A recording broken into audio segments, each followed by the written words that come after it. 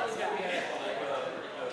so we'd like to welcome everybody. This is a really amazing turnout for this event. My name is Luke Foley. I work with Friends of the Mad River. We're one of the partner organizations on the Mad River Valley Bear Initiative, along with conservation commissions, Sugarbush, the Stark Mountain Foundation, and all of our work is really focused on providing education, outreach, and resources for our local community around the bears that also inhabit this Mad River Valley.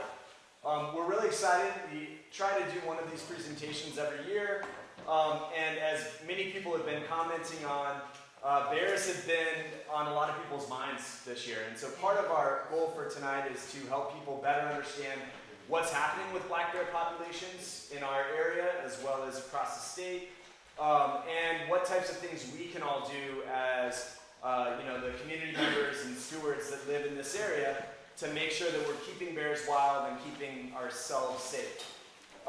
There are a number of other people that are a part of the Mad River Valley Bear Initiative, so maybe if you could just raise your hand. So feel free to connect with some of us. We also have some friends from the USDA who are here today.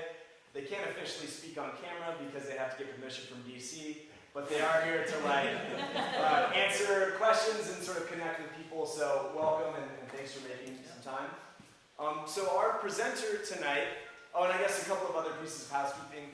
There are restrooms just sort of right outside the store and to your right. If that's occupied, there's also another one on the ground floor. There's an elevator if you happen to need it, and for all other purposes, if you need something, you can connect with one of the people with the Bear Initiative. So our presenter tonight is Jacqueline Como, who works with Vermont Fish and Wildlife.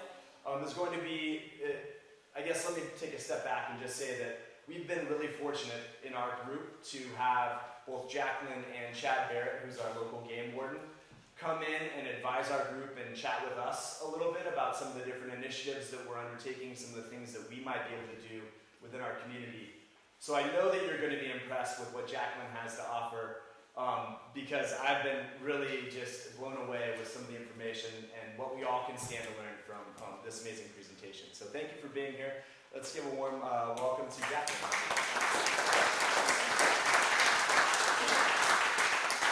Thank you.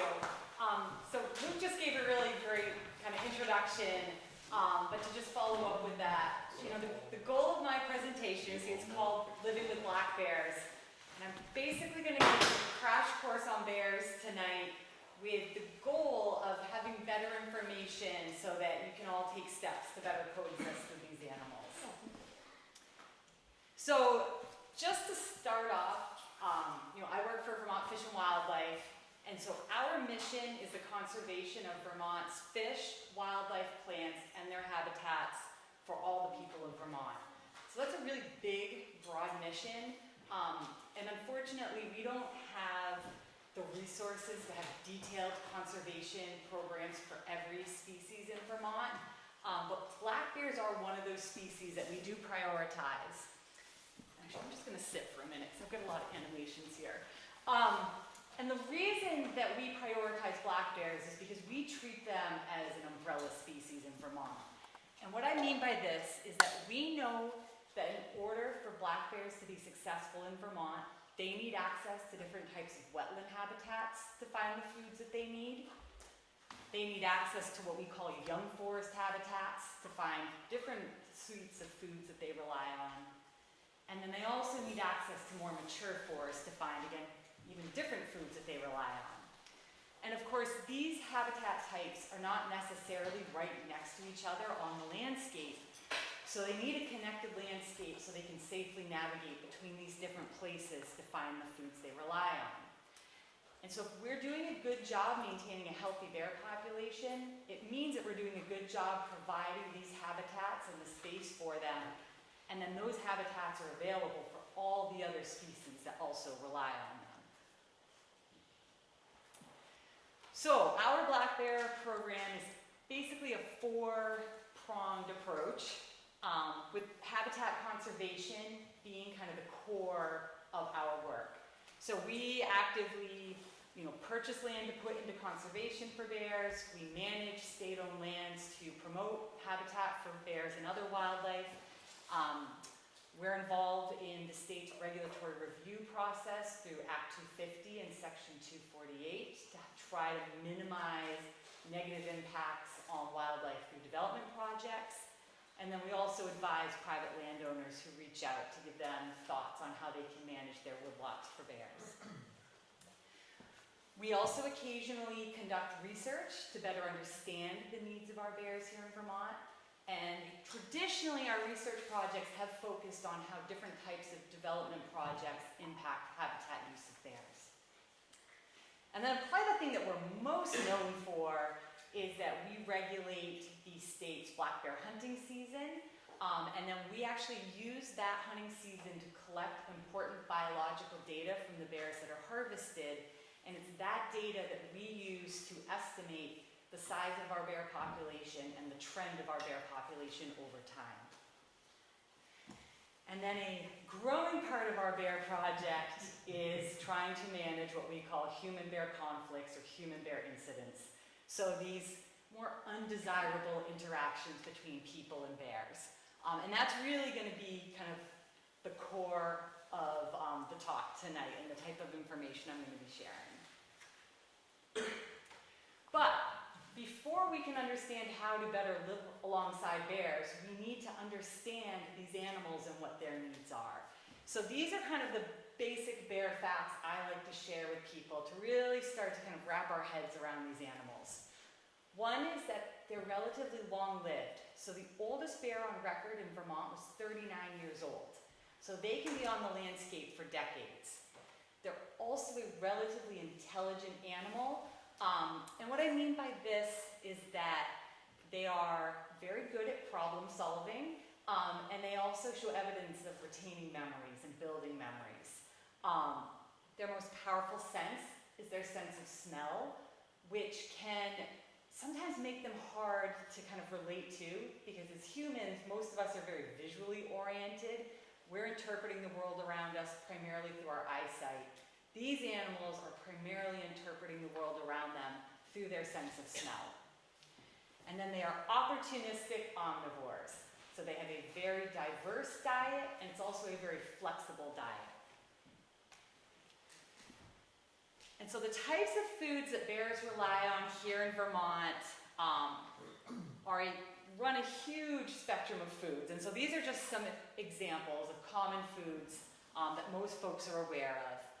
And so one takeaway from all of this is that the majority of their diet here in Vermont are coming from plants, whether that's eating vegetation directly, such as like grass, as you can see that bear up there, or even eating leaves and different herbaceous plants.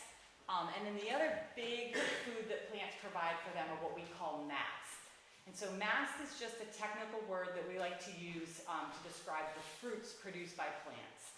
And that mast can be put into two categories. Soft mast, so soft, fleshy fruits like your blueberries, your raspberries, your cherries, your blackberries, your apples. And then hard mast, which are fruits that are protected by a hard shell. So things like acorns, beech nuts, seeds, different things like that. And then, of course, bears in Vermont are also eating a lot of insects, and they will predate on moose calves and deer fawns in the early spring when those animals are first born. They will predate on nestling birds, bird eggs, and they will scavenge carcasses opportunistically as well. And so, as I referenced when I was talking about bears as an umbrella species, here's some pictures of different types of habitats that bears rely on. And these relying on these habitats because these are the habitats that support the different plants that provide all those foods for them. So again, different types of wetland habitats like this beaver meadow. Again, that young forest habitat, so often power lines, areas where there's been recent logging or some sort of natural disturbance. And then more mature forests like this beech stand down the bottom. And so of all those foods, they're all very important for bears. They're all only available typically during brief seasons throughout the year. And so having readily available foods during each season is really important, but the fall is actually really, really a critical time for bears in terms of finding high-calorie foods. And that works out well here in Vermont because that is when our acorns and beech nuts become available, which are really these high-caloric foods that allow bears to put on a lot of weight at the end of the season. And research has shown that in ecosystems where bears have access to both beech nuts and acorns, bears prefer beech nuts over acorns. And so this is a tree species that we prioritize kind of making sure we're maintaining on the landscape for black bears. And so, these pictures are a little dark, but you can see these broken branches in this one, and then these claw marks on this other beech tree. Bears will actually climb beech trees to forage on the nuts directly from the branches, but then they will also forage on the ground after the nuts begin to fall later in the fall. And so research has shown that black bears rely so heavily on beech nuts that they will actually synchronize their reproduction with beech nut cycles. So the beech nut trees in general will produce abundant kind of mast crops or abundant nut crops every other year. And black bears, adult female black bears, give birth to cubs every other year. And so what research has found is that where beech is a dominant part of the ecosystem, a lot of your mature female bears will actually be giving birth to cubs in the winter after a good beech nut crop. And the idea is that it's because it's such a huge pulse in food, it really helps give those animals an advantage to successfully raise those cubs. So, oh no, this isn't showing. Well, something funny happened here with this graph. Sorry, guys. But I guess I think you can still see the gist of it. So because we know there's this important need for bears with acorns and beech nuts, our department tracks the availability of beech nuts and acorns each year. So we go out into the woods and we do these surveys to kind of quantify how many acorns or how abundant the acorn and beech nut crops are each year. And let's get the formatting got kind of messed up. Focus on these two dashed lines. So the gray line here kind of represents what we would consider a poor acorn crop. So anything below, these gray bars are acorns, anything below that dashed line means that acorns were not really available for bears. Whereas the orange represents our beech nuts, and this dashed line here shows anything below that line means beech nuts were not really available for bears, but above it means we had a really good crop. I think this got too messed up to really see the take home. The take home of all of this, though, is that since about 2009, we have seen here in Vermont this very consistent alternating pattern with odd number years being abundant beech nut crops for bears. And so with that, it's kind of been this nice, consistent food source for our bears over time. The take home from the acorns, which again is hard to make out on this, is that typically acorns are abundant most years for bears in Vermont.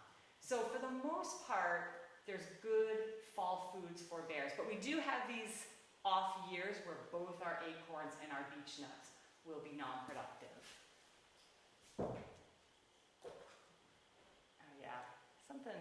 Something's being a little weird with this, with my animations. But, all right, now we're going to kind of talk about the life cycle of the bear, but from the perspective of an adult female bear.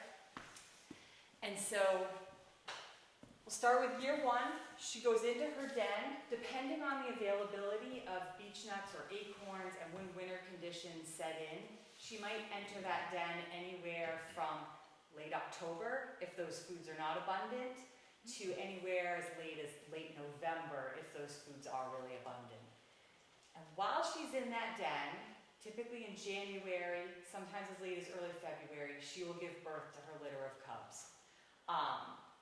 In Vermont, most bears are typically giving birth to like 1 to 3 cubs. Although, have any of you seen pictures of females with more than 3 cubs? Yeah, we do hear every now and then of some reports of females that have 4 cubs. But 2 or 3 is more typical. So those cubs are born in the middle of winter. They are just nursing and sleeping with their mother throughout the rest of the winter. And then usually by the 2nd week in April, they are large enough and strong enough to start moving throughout, outside of that den with their mom. And that usually coincides nicely with spring green-up here in Vermont. So the whole family, by the 2nd week in April, is slowly coming out of the den, and that female bear is starting to look for wild foods that she can eat to start putting weight on, and to maintain lactation for those cubs. And so in the early spring, they're looking for a lot of like grass and vegetation food sources. As you progress into summer, she starts moving through her home range looking for different places to find insects, and that's those soft mass berries that they rely on. As we get to the fall of year 1, the female and the cubs enter this state that we call hyperphagia, meaning these animals become eating machines, and they are trying to get as many calories as they can as we approach winter, which all those foods that they rely on kind of disappear at that point. And that whole family will enter their den together. And again, depending on natural foods, that could be anywhere from late October until late November, typically. And then in year 2, the whole family group leaves the den together again. They continue traveling through her home range during the spring looking for food. And so here's a picture from a study we had going on in southern Vermont. You can kind of make out the yellow ear tags. This is an adult female bear that was part of our study. It's a little hard to tell, but here are her 2 cubs. At this point, they're 1 year old, so we typically refer to them as yearlings. And it's May 28th, so the whole group is still together. And then sometime around, usually June in Vermont, is when black bear breeding happens. And that is also when dispersal for those cubs or yearlings occurs. And so those 2 yearlings will kind of eventually go off and set up their own home ranges. Female yearlings will typically stay close to their mother and set up a home range that overlaps with her if the space allows. Whereas male yearlings will take off long, long distances and set up a home range far, far away from their mother's home range. And so here, this picture up here on June 17th, you can just barely make out the yellow ear tags. This is that adult female bear again, but now here she is traveling with an adult male bear. So again, at some point between May 28th and June 17th that year, that dispersal process happened where those yearlings went off on their own, and she's now breeding. And bear breeding has a few kind of cool facts about it. One is that female bears will mate with multiple males, and so their litters can have mixed paternity, meaning the cubs may only actually be kind of half siblings. And then the even cooler thing about bear breeding is that they engage in something called delayed implantation. So even though she's breeding with this male on June 17th, let's say, the sperm will go in and to fertilize the egg, but then it kind of goes into the state of suspension, and it doesn't actually implant in the uterus and begin developing into a fetus until November. So it's kind of a unique way to do things, and there's a few theories on why they do it that way, but it clearly works well for them. And so then during year 2, as we get out of the summer, mating is done, she's on her own, her body goes into hyperphagia, again during the fall. She's putting on, again, as much weight as she can, enters her den, and then that whole cycle begins again. And then I put these pictures up because a lot of people are always curious to know, like, well, what do bears use for dens? Like, what does a bear den look like? And it's a mixed bag. They are all individuals, and some choose better dens than others. But again, when we've had research projects going on, what we've seen is that, they'll use everything from excavating a hole under kind of like the elevated root root system of a tree, laying next to like the root wad of a blown over tree, which is what this male and this male did. I mean, you can't quite tell, but this is actually just snow on top of a bear, and he's just tucked up against a root wad. Pretty exposed den. But then they'll have things which are more traditional, like here and here. You can't tell, this is one of my colleagues' legs sticking out of a rock kind of cave as he's reaching in to pull the bear out. And then another really common den type we've seen here in Vermont, and this is a little hard to tell too, this is kind of a cavity inside a hollowed out standing tree that a female and her yearling were both curled up together inside. You know, it's only a tree like this big around. It's not a huge tree. So, you know, here in Vermont, we've got a lot of things that they can use. They'll also use like brush piles and things like that as well. They pulled him out? What's that? They pulled the bear out? Because these were bears that we had with collars on, so we were tracking their movements, and we would go in the winter to replace the collars, and so we'd figure out where the den is, and we have a long, it's called a jab pole, very technical term. It's basically a long metal pole with a syringe and needle at the end that you put drugs in that kind of make them go to sleep, similar to like if you were going to have surgery. And so you gently poke them without them noticing, give them 10 minutes, and then pull them out. Yeah. And I don't know if this is going to work. I don't think it is. No. I'll just say this is a really cool example of a cavity tree, and this is a collared female bear. And the video shows her kind of like climbing up this tree to enter inside her den. But the neat part too about this is if the date is April 14th, and so she had a litter of cubs inside that den that she had just given birth to earlier that winter. And so even though spring was slowly coming, she was coming out every day to eat snow, we assume just to help with lactation, but then going back into that den to take care of the cubs. And so it wasn't for another, I think it was like 3 days after this video was taken that the whole family finally left the den. And again, she's stuck at that den until those cubs are strong enough to start walking around. All right. Let's see, now it doesn't want to. So now that's your crash course in bear biology and ecology. And now we're going to shift gears and talk about coexistence. All right, so I'm going to show you another graph, and this one, fortunately, has come through better. Although some of the formatting is still not perfect. But here's a graph. There's kind of two things going on. First, let's just focus on these bars. These are the reports that we receive of human bear incidents each year.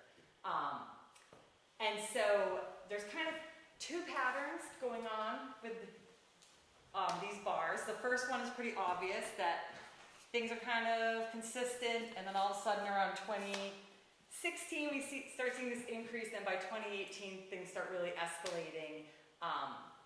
And then since then we've seen these big jumps. And then the other thing is this clear alternating pattern where even numbered years, we seem to have a lot more reports of human bear incidents. And I will say 2024, that is not, we haven't even finished tallying the info, and we are still getting reports every day. So 2024 has been a bit of a doozy of a year, unfortunately. But again, this alternating pattern is pretty interesting. And then the other figure on here are these orange kind of diamonds. And so these are what we call our non-hunting bear mortalities. And so we do track reports of bears that are killed outside of the state's hunting season. The majority of that is coming from vehicle collisions. And then the next largest cause of death is from conflicts, being killed directly in conflicts with people. But again, the vast majority is actually from vehicle collisions. And then we have a few other miscellaneous causes from year to year. Yeah. What constitutes an incident? Basically, To see a bear, is that an incident? Or? it can be. So we can start getting into that. We do have, we have like on our website a place where people can submit reports to us. And in the introduction of that, we specify that what we're really interested are you seeing bears in like what we call kind of like a human-dominated space? Is it your backyard? Is it your town center? Is it a residential area? And again, even if you just live out in the woods, the fact that a bear is coming into your backyard could be completely benign, but it can still also send up some flags as well, especially if you're seeing it consistently in your backyard. But we do. There are some sprinkled in there that are just I saw a bear crossing the road, you know. And we'll kind of talk about that a little bit more in a minute. But back to these non-hunting mortalities, you notice they also seem to, for the most part, follow this alternating pattern as well. And so, if you remember back to that unclear graph I showed, so you probably don't, with the beech nut mass data, it's basically following that. So, even number of years, we have really good beech nut crops, and then these odd number of years, we see this spike in conflicts. And we're just initiating some efforts to start looking into why that is, but one theory is that, again, our female bears are synchronizing reproduction with the beech nut cycle, and so the year after a good beech nut crop, we're seeing these pulses in our bear population. We're seeing an increase in female bears who are lactating to support cubs and are maybe a bit more desperate for food sources. But again, we're still trying to tease out the specifics on that. Just to clarify, would you describe a non-hunting bear mortality that is non-vehicle related? Yeah, so something might be like a bear that has been breaking into people's houses that we catch and euthanize. People will shoot bears in their chicken coop, killing chickens. And then sometimes people, both of those situations typically could be legal, but then there are also situations where bears are killed illegally, maybe poached, or again, killed in a conflict situation where it was not justified legally, which if Chad was here, he could get into all the nuances on that, but yeah.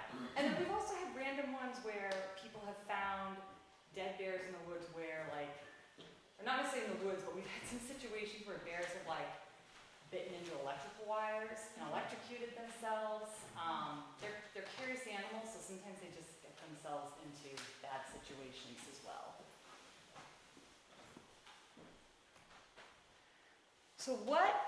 So again, just to reiterate, again, it's pretty clear, but starting around 2020, things really skyrocketed in terms of the reports we were getting.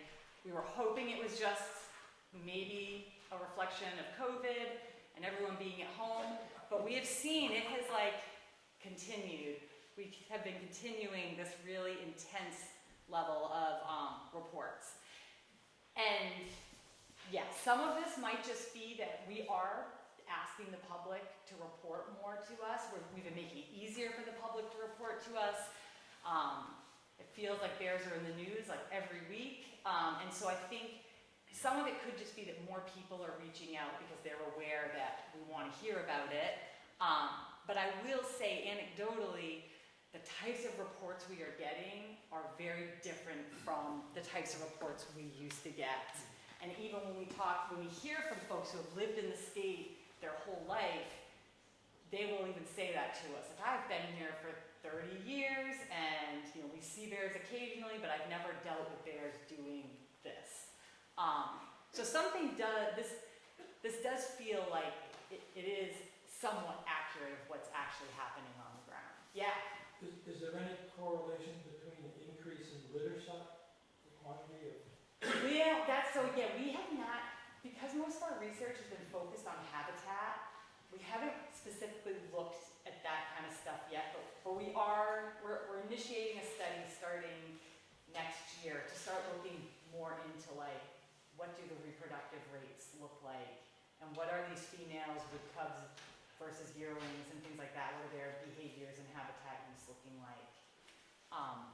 But we do have some theories on what's driving the conflicts. These are educated theories, not just guesses. So one common reason people often look to is, well, what's going on with the bear population? It must be the bear population. And yes, the number of bears living in Vermont and the number of people living in the Vermont are very important contributing factors to this, right? More bears and more people, the more opportunities there are for us to cross paths and interact. And so this is our bear population estimate since the early 70s. Again, because we can't census the bear population, so we get an estimate, but it's always a range, right? Because there's only so much precision we have with the type of data we're working with. But in general, from the 70s into like the mid 90s, the overall range each year of our bear population showed relatively steady growth. And then beginning in the second half of the 90s, we've kind of entered this period that, you know, you kind of have to look at it a little cross-eyed, but it's generally consistent, you know, ranging from around 4,000 bears up to around 7,000 bears. Our population estimates have generally fallen somewhere in that range for the most part. But then you see, and sorry, these green dashes represent like our objectives for the population, which are based a little bit on what we believe is available for habitat, and then also based somewhat on public surveys that we conduct in terms to kind of gauge what Vermonters want for the bear population. And again, you take that with a grain of salt, because again, like this population in general has been relatively consistent and relatively stable. And you know, we have seen over the past few years, it's been kind of at a higher point than it has typically been at. But I will say, when we started seeing those big increases in the population, or I mean in the reports of bear incidents, this is where our population was at that time. So it's definitely a contributing factor, but it's not the whole story of what's going on. So another part of that is just the distribution of our bear population and the distribution of our human populations. So as I mentioned on that last graph, through the 70s, 80s, and 90s, our bear population was growing. And this map right here shows kind of basically like our coarse estimate of the distribution of bears by the end of the 80s. So they were pretty much confined to these green areas, which is, you know, the spine of the Green Mountains, and then into the Northeast Kingdom. But by the end of the 80s, we were starting to get reports, and the harvest of bears were starting to turn up in more of these valley areas that are kind of pink and blue. So at that time, we felt like, all right, our bear population, as it's been growing, it's also starting to kind of recolonize parts of the state that it really hasn't been in since, you know, European settlement of the state. And then if you fast forward to this graph, or this map over here, these are our reports of human bear incidents or conflicts from 2011 to 2022. And if I updated this, I mean, basically we're getting bear reports everywhere in the state outside of the islands in Champlain. And so, you know, highlighted here in pink is you guys, the Mad River Valley. And so you can even see, like, back at the end of the 80s, parts of the Mad River Valley really weren't considered core bear range. But of course, now, you guys have bears living throughout the entire valley. And again, this is only talking about what's happened with the change in the distribution of the bear population. There's obviously also been a lot of changes in the number of people in the state and where people in the state are living too. So those two factors are definitely contributing. And then bear behavior is obviously another big contributing factor. So research is clear that like food availability is a huge driver of bear behavior. And so what the research shows is that when those natural or wild foods are limited, you see an increase in bears turning to find an alternate food. And often that is like a human-caused food source. And so for some of these bears, you only see them turning to look for human foods when their wild foods are less available. But then you also have other bears, because bears are individuals, and they are these, opportunistic omnivores. So some are just more curious than others to try new, novel food sources. But whatever the reason, whether it's just curiosity or wild foods are limited in the forest that drives them to come into backyards and towns to look for foods, every time they find a high-calorie meal, it's a learning experience for that animal. And so those learned experience can slowly change their behavior over time. And it can lead to something that we call food conditioning, where now you have a bear that is not looking for human foods only when it's having a hard time finding wild foods. It's now looking for those human foods as a regular part of its diet, and it's spending a lot of time foraging for food in those human-dominated spaces. And the more time they spend around us and our infrastructure, the more comfortable they get around us, and that leads to this behavioral change that we call habituation, where instead of tearing off as fast as they can the second they see or smell us, they kind of just shrug their shoulders and keep doing whatever it is they want to do, because they've gained this new level of comfort around us. And so these behavioral changes are definitely another factor that are contributing to these increased incidents. And so knowing that food is so important, if we look at all those reports of bear incidents that we receive from Vermonters and visitors in the state, and we look at, what was the human-caused food at the root of that report, this is what we see. 45% of the reports we receive, garbage was involved, followed by bird feeders are the second leading cause at 15%. Backyard chickens at 14% have really been kind of starting to try to take over bird feeders as the number 2 cause.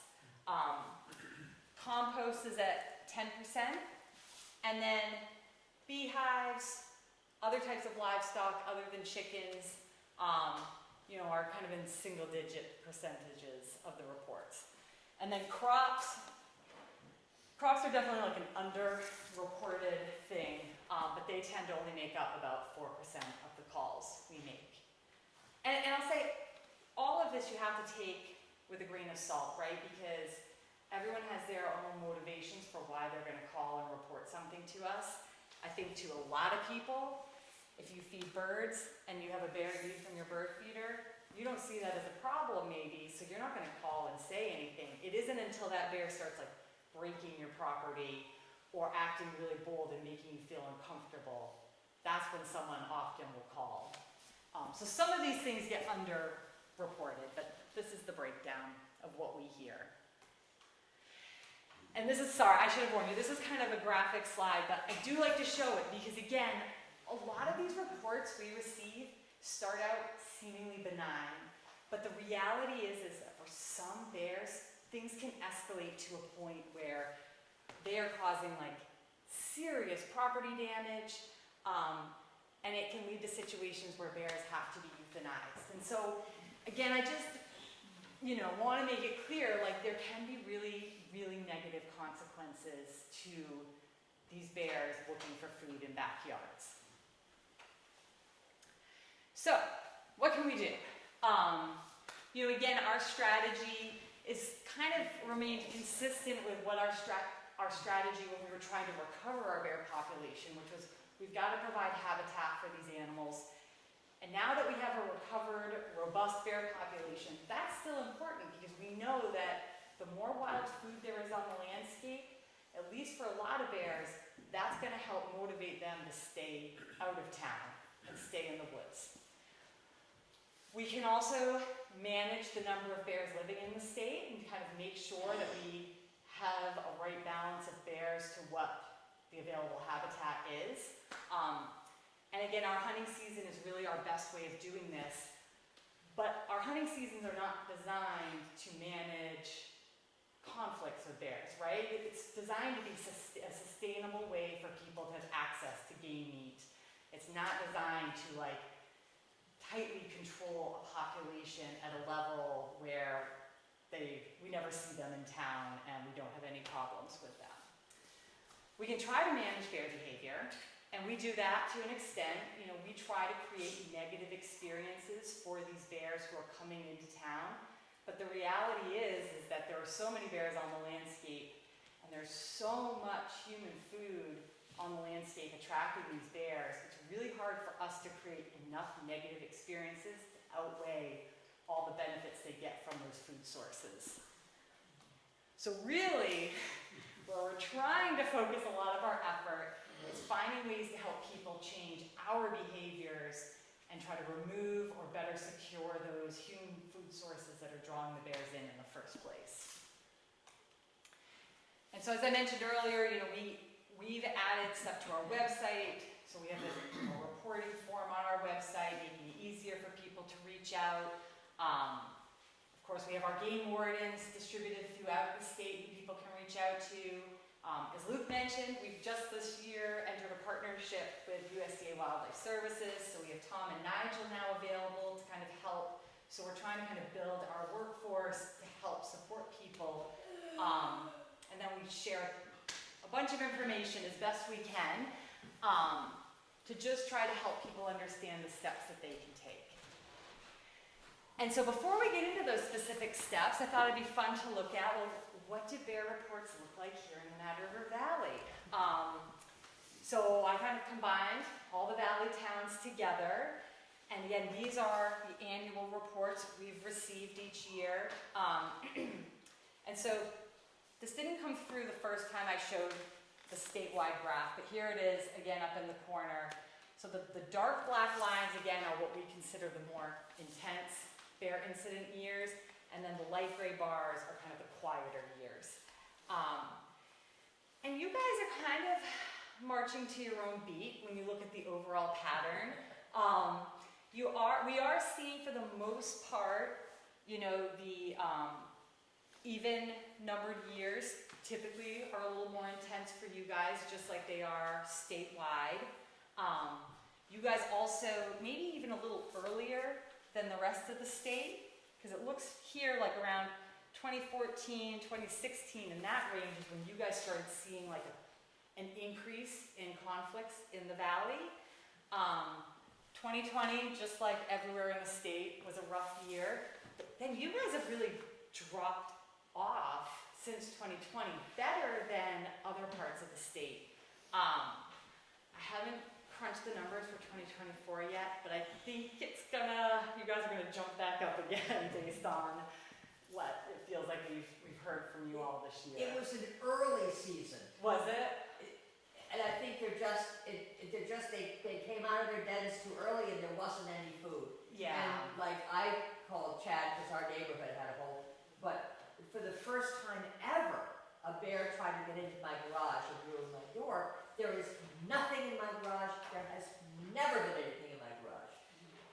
Yeah. So, And that's again why sometimes it's good to step back and look at these over a broader time period, right? Because this year might have just been a rough year for wild foods. and after that, nothing. Well, that's good because I know some Yeah, people in the there. valley, things continued all summer for them. And so along with like just the total number of reports, here's a breakdown. Man, I don't know why the formatting got so messed up on this, but anyways, I can still walk you through this. So again, just like statewide, garbage again is like the biggest cause for why people are reaching out. Bird feeders are way lower. So good job, guys, unless you're just not telling us that you're feeding birds, but it gives me the impression that people have heard the message not to feed birds during the spring and summer and fall. Compost is kind of on par. Chickens, let me see if I can just drag that in because I can't remember. Oh, I can't see it. So yeah, chickens is a little bit, I think it was like 16%, so it's a little bit higher than the state average, but not bad. You know, beehives, livestock, crops, all pretty low. So this is actually just general sightings, so that question you asked me before. When I zoom into smaller areas, it's easier for me to tease out just what truly is actually just a sighting. So that's about 10%.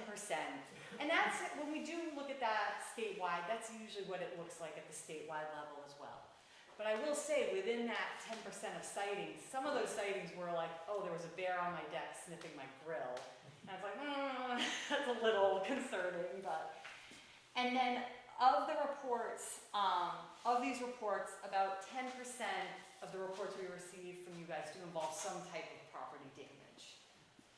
But one thing that we don't have as a category, because it doesn't really happen in most of the state, are vehicle entries. And you guys stand out in the reports we receive of bears opening car doors, or trying to open car doors. And so that is one of those learned behaviors that seems certain individuals figure it out and they just stick with it once they figure it out. So we'll kind of talk about that a little bit later on. But Yeah. this year, not only have they learned about levers for doors, this year, for the first time, which is why Chad was in our neighborhood, one of the bears actually, with his mouth, opened up a doorknob. Yes, I did hear about that from Chad, and the backstory is that someone, I can't remember all the details, I wish Chad was here to say it, but they suspected a bear had been inside, I think it was their basement or their garage. Yes. And they did. They went and opened the door, or went and touched the round doorknob, and it was wet with saliva. And so that's how they figured out the bear had used its mouth to open the door. He had already gotten into both of their cars. Yes, yeah. So that's a red flag. Yeah. But let's start with the more typical issues we deal with, and we'll start with garbage. So again, as I've shown multiple times, statewide and here in the valley, garbage is a big problem. And it's pretty tricky to deal with, but there are kind of two key concepts that we tell people to focus on. One is odor control and the other is secure storage. And secure storage is really the critical part of that duo. So finding a way to store your garbage so that bears don't have access to it. And that means storing your garbage container inside a building. So something like a closed garage, a sturdy shed, a basement, not inside your garage with the garage bay door open, because that can lead to all sorts of problems. And then also ideally with that, storing it in some sort of building, also storing it in some sort of bear resistant garbage container. And I'll talk more about those in a minute. And then odor control is another important part of this. So making sure you're disposing of your garbage as frequently as you can, so you're not allowing it to really build up and the smells to build up. If you have really smelly food scraps before you kind of, whether you have backyard composting, this is more applicable if you have pickup services for your food scraps. Maybe freeze them before and then take them out of the freezer the night of or the morning of pickup. And then ammonia is another really good one. So we recommend to people to take a sponge or a rag and have ammonia in a spray bottle and keep that rag or sponge moist and find a way to maybe secure it in the inside lid of your garbage can, or maybe keep it on the window frame or the door jamb of the shed where you store your garbage. And that can be really helpful if you have a bear who, your situation where that bear was obviously not keying in necessarily on your garbage specifically. No, because I can be in the basement. Yeah, but it has obviously gotten garbage out of someone's garage. Yes. So it's new, I'm gonna try this spot. And so sometimes just having that ammonia smell is enough to just deter it. They really do not like that smell.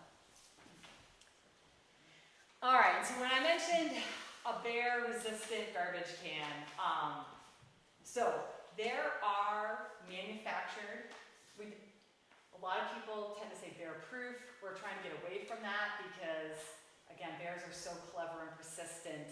So we say bear-resistant, so we don't set people up with false expectations. But what you want to look for is a really thick, sturdy plastic garbage can, or even a metal can if you can, but not one of those really flimsy, easy to collapse plastic containers. And it needs to have some sort of like secure latching mechanism. So again, some of these manufactured options out there have all sorts of different creative, like buttons to push, or ways to like disengage the locks that a bear can't figure out. And there's even some more simple designs like this one, which is just like a big screw top garbage can. We also have instructions on our website, and there's lots of other like tutorials out there on YouTube on ways to like add different latching mechanisms to kind of retrofit your garbage can if you can't find a manufactured bear-resistant garbage can, or maybe can't afford a manufactured one. And then again, if you have garbage pickup services, you know, talking to whoever your waste hauler is and requesting this from them, most folks don't offer these products yet, but we're trying to kind of like increase the demand for them and having conversations with these companies to try to start carrying these types of products. And then if you're a business owner or even just have a dumpster at your house, these are also very important to have as bear resistant. So, you know, this design here is one of the gold standards where you've got a metal top, the side doors are metal, there's like latching mechanisms for everything is tightly closed. But there are ways to kind of reinforce plastic topped dumpsters with metal support bars, different latching mechanisms. And from what Chad has told me is that in general, the Valley has done a good job with businesses converting over to these more resistant garbage containers. And one of Chad's theories is that as a lot of the restaurants and businesses have done a good job switching over, you now have a bunch of food conditioned bears that used to get into those dumpsters that are now wreaking havoc in the residential areas. That was the theory. So, which may be why some of you weren't having a ton of problems until recently, I don't know. But, you know, there's a few studies that have happened that have kind of looked at like, well, what happens if we can get like an entire neighborhood or an entire community to switch over to bear-resistant garbage containers? And those studies have found like big reductions in conflicts with bears. One study in particular found that when 60% of the residents in a community switched over to bear-resistant garbage containers, yeah, they saw huge drops in conflicts with bears. So that is one direction we're trying to find ways to help Vermonters move towards. But again, like I said, the inventory for these products is limited right now in the state. So even if you want one, it's not always easy to get one of these manufactured containers, unfortunately. And then bird feeders. This should be a much simpler solution, but it's still, we beat our heads against the walls on it every year. And we really do, we call it the gateway drug, and it's kind of a silly thing to say, but it is. It's so true. Again, when you think back to, well, what are the wild foods, the natural foods that bears rely on, it's mast. And all these seeds that we're putting into our bird feeders, that is a type of mast. You know, those are seeds produced by plants. Only now, instead of having to, you know, like forage through the leaf litter or climb trees to find these seeds, here's a big tube that they can just pop the top off and suck down, you know, thousands of calories in 5 minutes. And again, then thinking back to kind of that life cycle of the bear slide, we're talking about how the females are kind of navigating their home range, showing their cubs what is food, where is food, how to find food, and then knowing that bears can live maybe 10, 20, 30 years, and any of her female offspring, if resources allow, are going to basically stay in that same general area where she lives. You're kind of creating this perpetual cycle of bears searching for bird feeders in your backyard. And then understandably, right, people love feeding birds because birds are these beautiful, cool animals to watch. And so some folks will hear the message, but try to get creative and make their bird feeder bear-proof. And I always like to show this and just how persistent these animals can be to find food. And then I'll also point out, even if you do invent a bear-proof bird feeder and you're able to keep the bears out, remember how strong your sense of smell is. So they can still smell that bird seed even if they can't get it, and you are still potentially attracting them into your backyard, and when they realize they can't get the bird feeder, they're going to look for another food. You know, while I'm here, what else do you have? Do you have chickens? Do you have garbage? Do you have compost? Does your neighbor have any of those things? And so it can still contribute to the problem. And then the other thing I'll say is, we hear from people often who will say, well, it's okay, I take my bird feeder in at night. And just notice all these beautiful bear pictures I'm showing you tonight were all taken during the day. Exactly. Bears are not nocturnal. They can be active at any time. So the advice we give is to not put out bird feeders in the spring, summer, and fall, which, again, is kind of, for some people, feels like a very unfair ask because they really do love to see birds. So our olive branch that we offer out is to check out Audubon's Native Plants for Birds program. If you go to their website and you put in your zip code, it will generate this huge list of native plants along with the different types of birds that those plants attract. And in talking with some of the folks at Audubon, I mean, this is actually better for the birds as well because those plants, they're producing berries and seeds and nuts for the birds, but they're also hosting insects that the birds rely on. They're providing nesting cover and resting cover for the birds. So it's a little bit more work up front, but in the long run, it can be a better solution for both the bears and birds. All right, composting in bear country is something that all of us in Vermont have had to figure out over the past 4 years. And just like garbage, it's the same two key concepts, odor control and secure storage. But now instead of focusing on the secure storage, we're more focused on that odor control. And so following that kind of proper composting recipe is going to significantly cut down like the enticing odors that your compost gives off. So making sure that every time you put food scraps into your compost, you're putting 3 times as many brown materials into that compost pile as well. And then you're turning it regularly. Ideally, you're using some sort of tumbler. There are not very many bear-resistant tumblers out there. This is like one manufacturer, but I've been told it's like crazy expensive.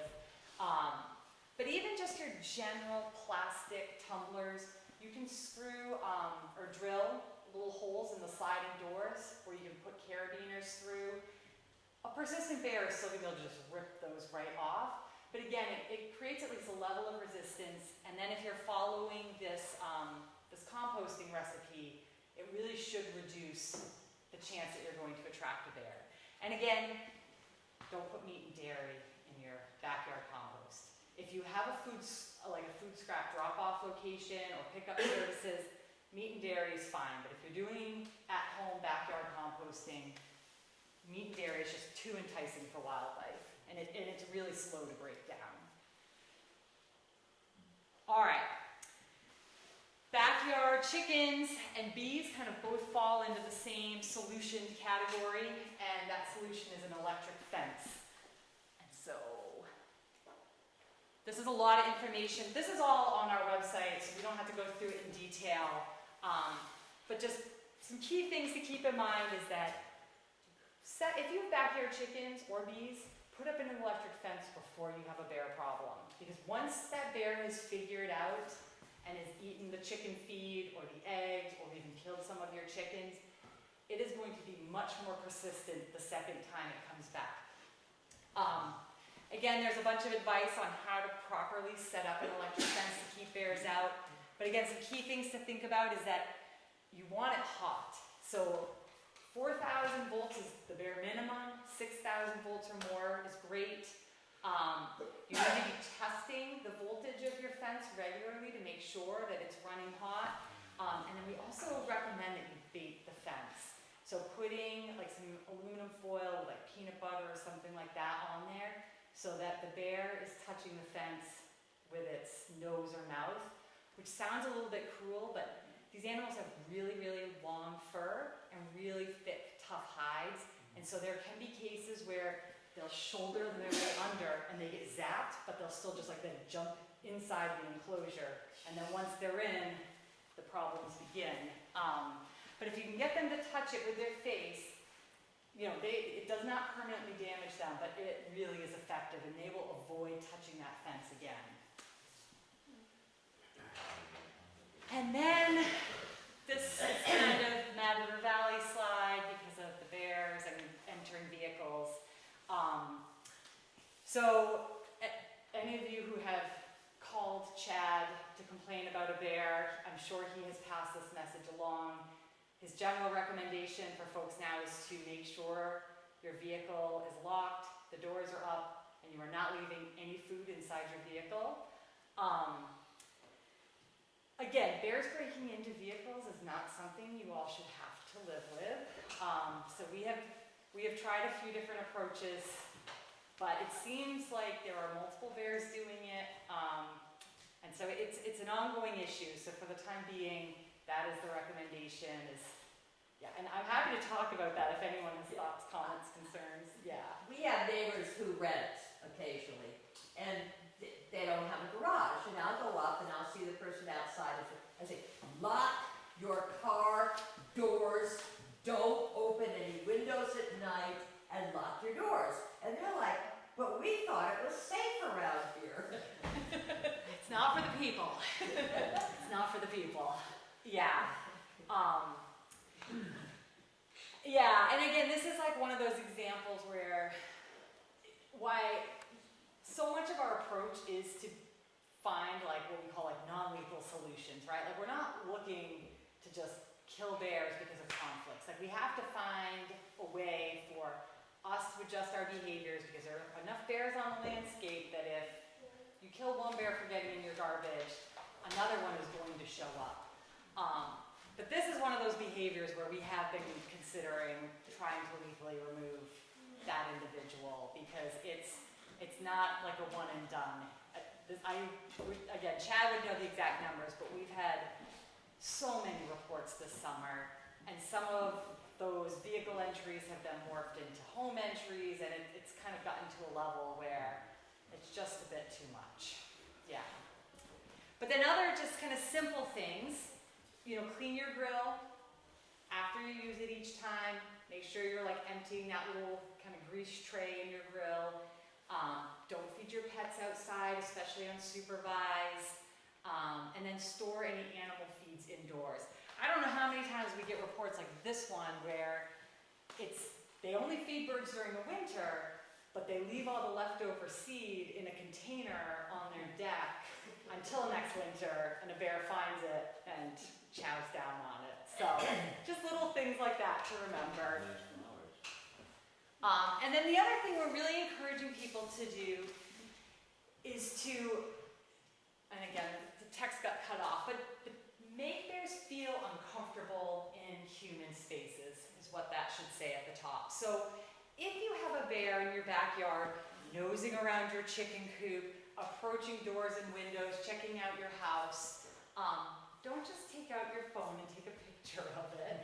Ideally, you would start yelling, make a lot of noise, set off your car alarm, make your presence known. Some of these more kind of food conditioned habituated bears might not run off immediately, but like they don't like that, you know, it makes them feel uncomfortable even if they're not taking off quickly. So making your presence known and really kind of harassing them as best you can while they're there. Of course, we recommend doing that from the safety of inside your house or like an elevated deck or something like that. But yeah, do what you can to make them kind of know you're there and make them uncomfortable. And with that, that's really kind of the gist of the information I wanted to share. And I'd love to open it up to comments, questions, thoughts. Yes. We saw your mortality slide regarding incidental death. Yeah. What's the mortality from hunting, and does the state limit that after X number have been killed, or is it just a free-for-all? It's more the free-for-all, and that's partially because our harvests have always been, traditionally, they were very limited. Like, we just didn't have that many people bear hunting. It has increased, but it's increased in proportion to the bear population over the last few decades. And so what we see with our harvest is we're on average taking maybe 9 to 12% of the bear population with the harvest each year. And as we do that, we haven't seen that cause, as you saw with the population estimate, it has not caused like declines in the bear population. And most states that look at like what is like a sustainable harvest of your population, you really have to kind of get above 15 and sometimes even above 20% of your population consistently for years before you start really seeing it go down. And do people have to report when they kill a bear? They do, yes, that's a great point. So every bear that gets harvested in the state has to be reported to Fish and Wildlife. And then every bear that's harvested, we record the sex of that bear, and then we take a tooth so that we can age that bear.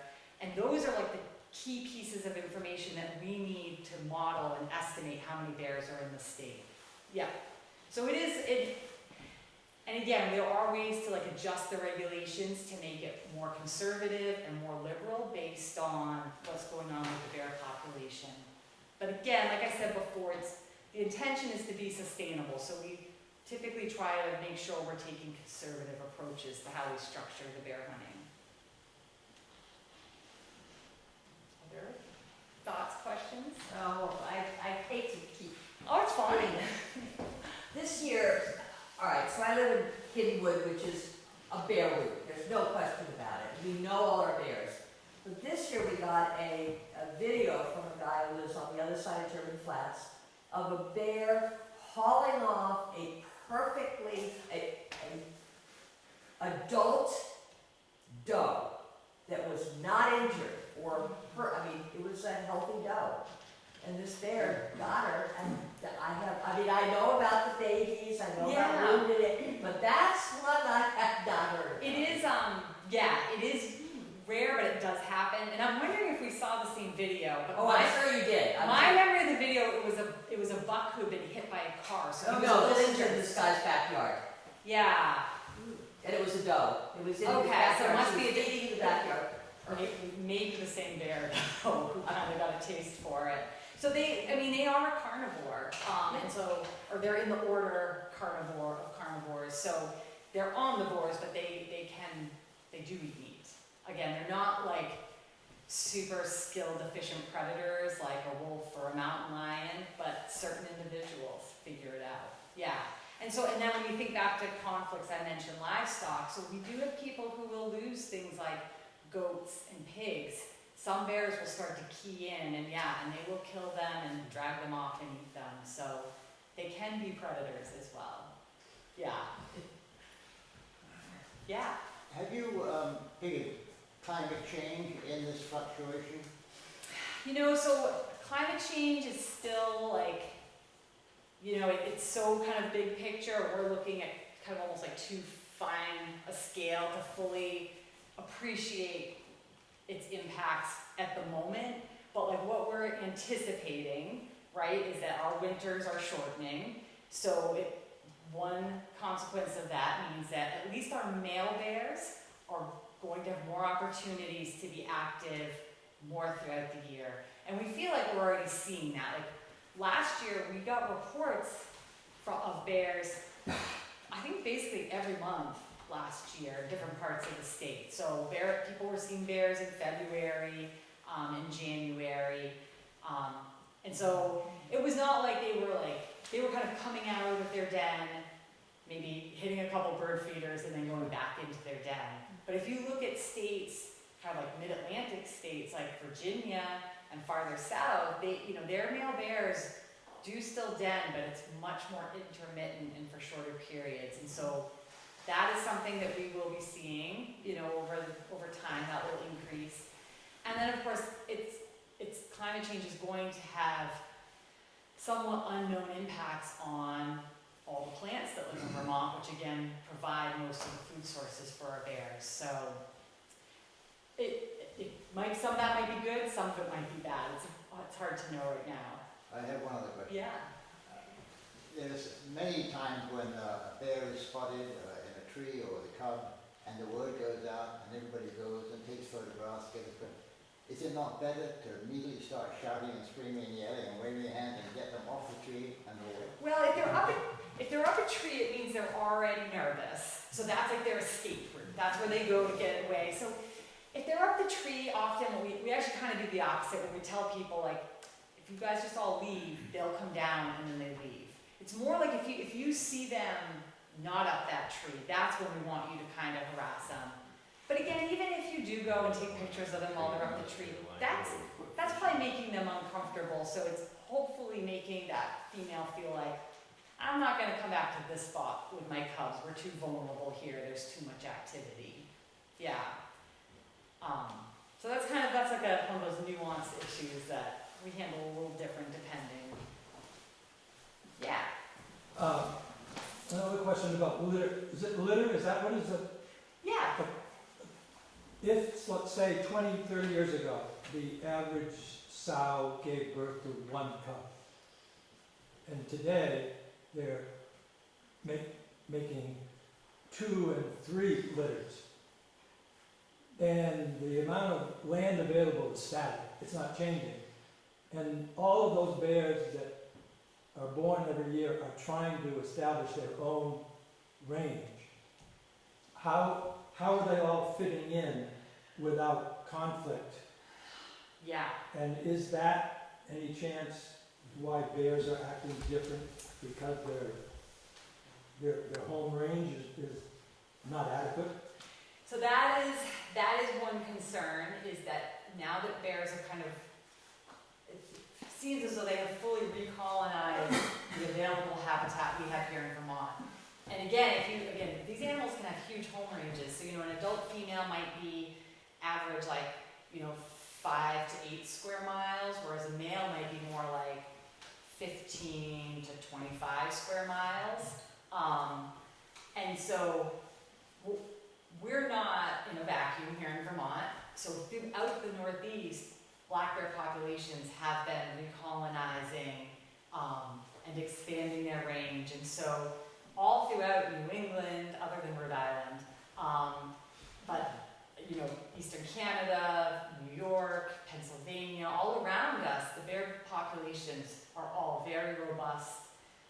Some of them have stabilized, but none of the populations around us are declining. So space is getting limited, and our footprint keeps growing and growing.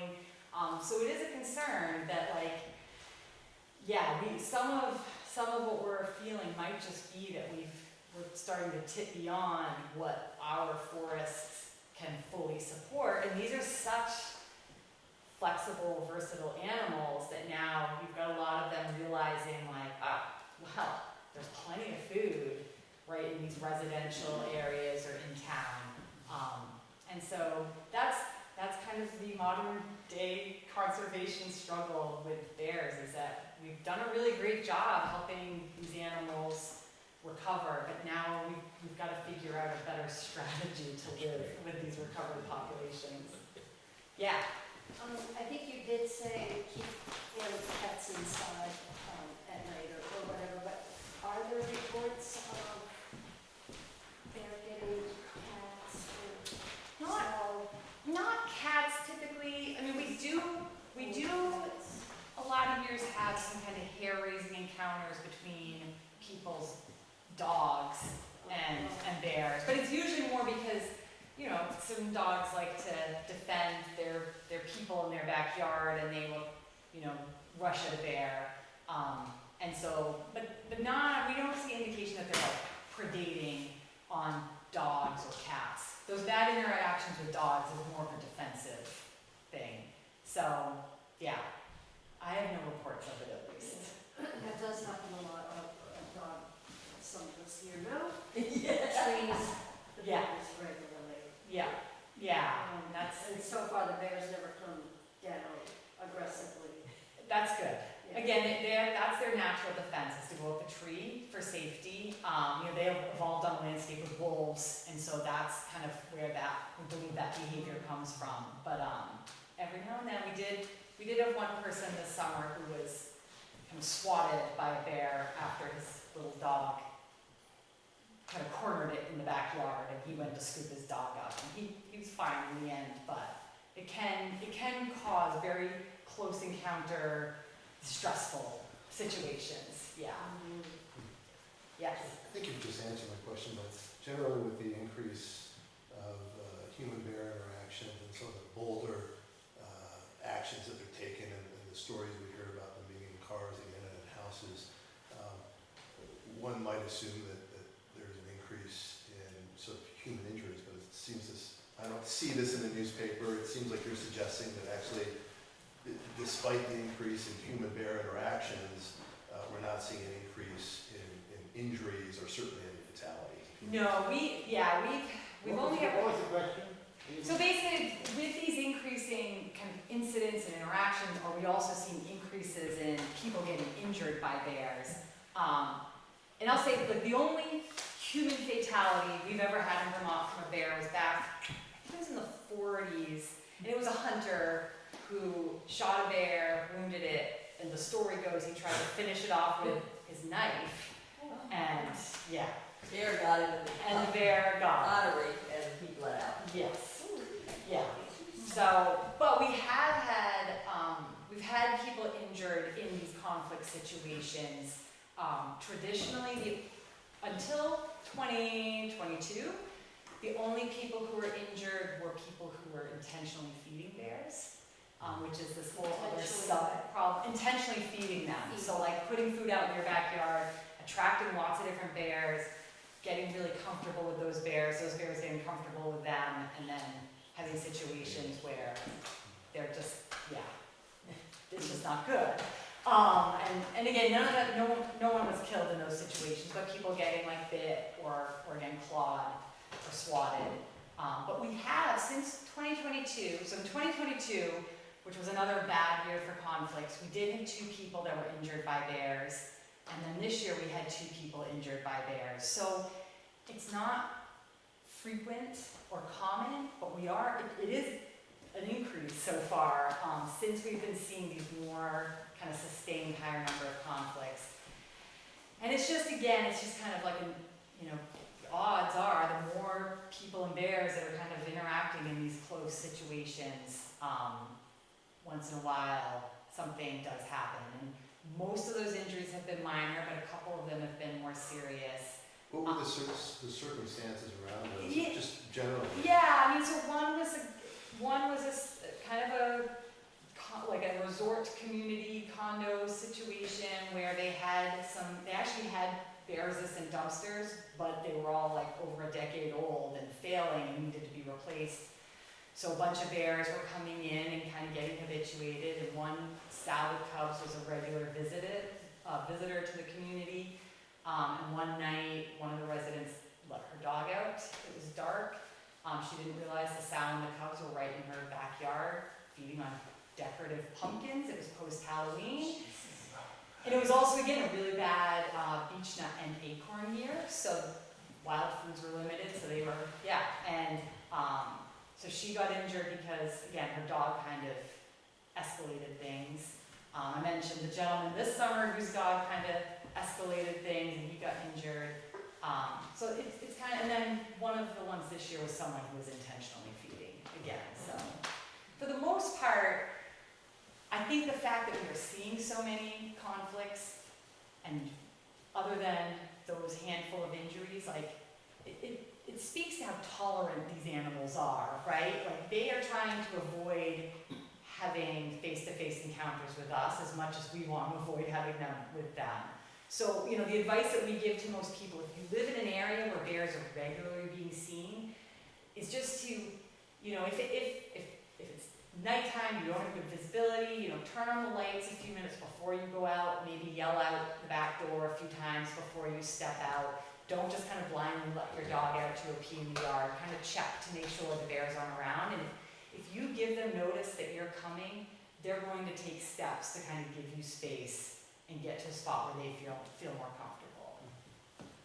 Yeah. I wanted to go back to when you were talking about the footprint.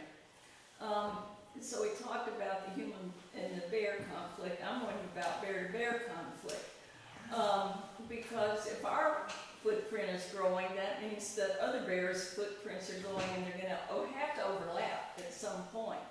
And so has there been much bear-to-bear conflict, and I just wondered about that. Yeah, so bears are, they each have their own home range, and they're somewhat territorial, but they're not like, I think some of us think of like, wolves, where they'll like fight off another pack of wolves if they step onto their territory. And bears are a lot more tolerant than that. Like they do a lot of what we call like resource sharing. So like when we had bears collared for that study looking at, habitat use, we found that like when beech nuts were really abundant, we were kind of monitoring these certain kind of stands of beech. We would see all sorts of bears just flooding in there and sharing those like food sources. But they seem to have their own like hierarchy of how they're gonna do that. And so dominant bears kind of get preferential choice, and then the lowest tier bears on the social, hierarchy kind of have to pick up the scraps of when they can. So they kind of have this way of avoiding each other. And people see glimpses of this. Like if you have a bear getting into your trash, let's say, we hear reports of this all the time, and they're like, I stepped out, I'm yelling at the bear, and that bear is like, they'll do what's called like popping their jaw or huffing, making these vocalizations, stomping the ground, kind of bounding at the person. And people get really freaked out. And like, that's how bears treat each other over a food source. As they try to assert dominance, like, I'm eating this right now, you have to wait your turn. And so that's kind of what they do. And they try to like show that behavior with us, and we don't often understand it. We just freak out and like, the bear's trying to kill me. And it's like, no, he's telling you to back off. But there is some research out there showing that like in certain bear populations, when the populations are really dense, you do see more occurrence of like males killing cubs. I know we had a study before I worked here, down around Stratton Mountain, and my predecessor did document it was one of the subadult bears he had collared that was killed and eaten by another bear. So those types of things do happen, but I don't think it's like a constant part of life for them. But again, that's also why female bears who have little cubs, they tend to be much more cautious, typically, and will like really try to avoid risk, because other bears will eat their cubs if they can. And a lot of things will eat their cubs if they can. Yeah. Yeah, it's a rough world out there for animals, for sure. Yeah.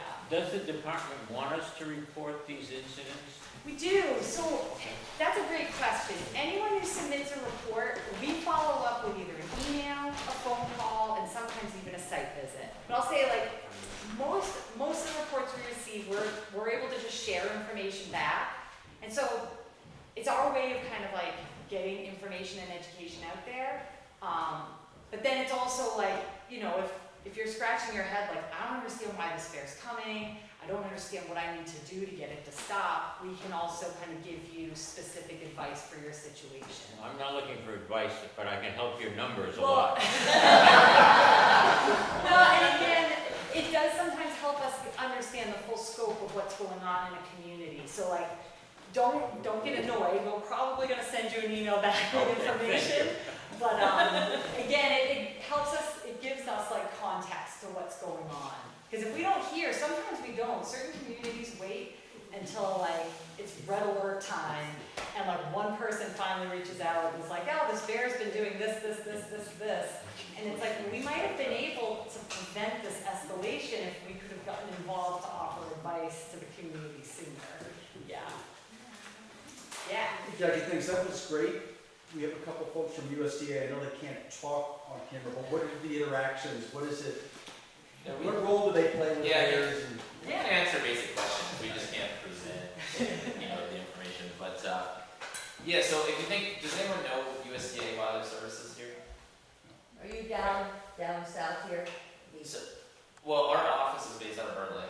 Oh, okay. But I am actually in the southern part of the state, so I'll be covering the southern part of the state, and I will cover the northern part. So USDA Wildlife Services does human wildlife conflict. Our number one role is human health and safety. So as it pertains to wildlife. So if you think of us in regards to this, if you look at the people side, people management side, so that's where Nigel and I are going to come in. So basically educating on how to use the dumpsters correctly, showing up on a site visit, like basically spelling out what the attractants are, how you can resolve that by modifying something, maybe coming up with an idea how to store your garbage better.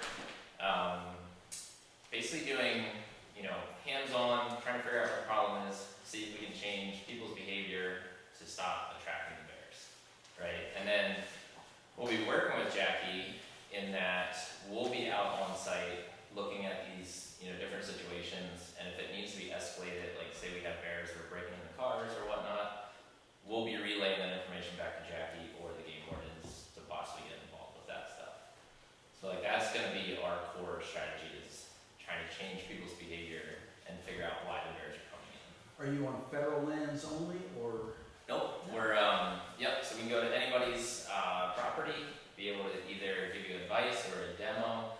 The other thing that we're working on is we're trying to get equipment for equipment loan, so electric fencing, some other strategies that we can use for equipment. And the idea would be, say you're trying to change your dumpster, or you have a chicken coop or a beehive, we can set up our electric fence, we give that to you as a loan. What we then ask is that within 30 days you go out and purchase your own, and then we'll come back, take our equipment out, show you how to set yours up, and make sure that you guys know how to use it, kind of thing. So we'll be utilizing that next year, hopefully. We have to purchase all this equipment. So this position just came on board in August, September. So That's great news. right. I never heard of it. Yeah, so we just got started with it. But yeah, and then some of the other stuff we do in the state is like zoonotic diseases, so we do all the rabies work. Anything to do with human health and safety we're involved with as it relates to wildlife. Who do we call if we had incidents? We had one, we should call. The bear was on our doorstep, sitting there, and Yeah. massive mail. You call Chad? So, What's the best Yeah, practice of reporting that? that's a great question. So there's kind of, like I said, two ways to report. There's the website and there's chat. Those are kind of the two primary ways.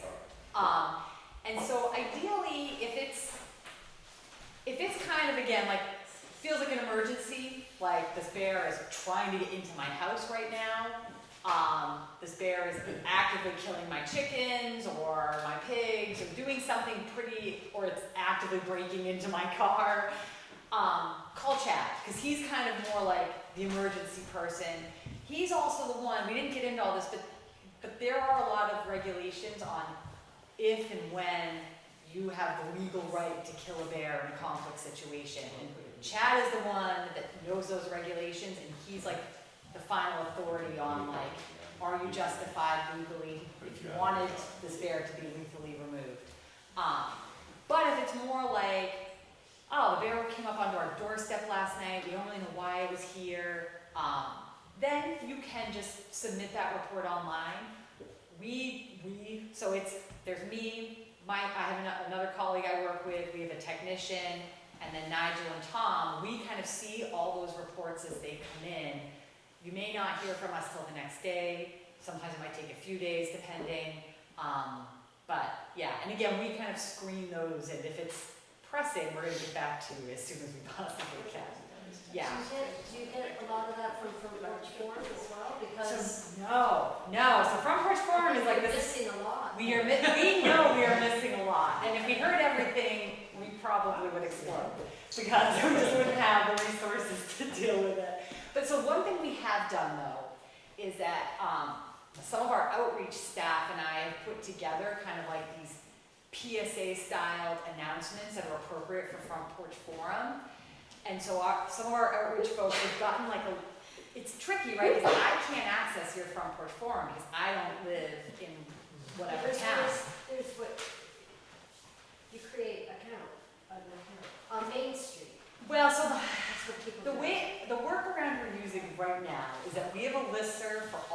town clerks in Oh, the there you go. state. And so we have kind of like a schedule for where we'll send them certain bear aware PSAs to share on all the local front porch forums. But again, unless we hear from someone that like there's some like bad information or egregious situations being shared on front porch forum, like we don't see all the chatter, I guess. So we're kind of just trying to share information, but we have offered to communities, like, if you see some concerning reports on your front porch forum, or you see people sharing, some egregious information, we welcome you to share. If you go on Fish and Wildlife's Living with Black Bears webpage, you can just share the link to that, or reach out and we will reach out to your town clerk to put some hopefully helpful information out there. And we're trying to do that with other kind of social media platforms as well. But it's tricky, right? There's so many different ways people are communicating these days to stay on top of it all. Yeah. All right, thank you very much. Yeah. You're welcome. So, a few just quick announcements. First of all, let's give a round of applause. Thank you so much.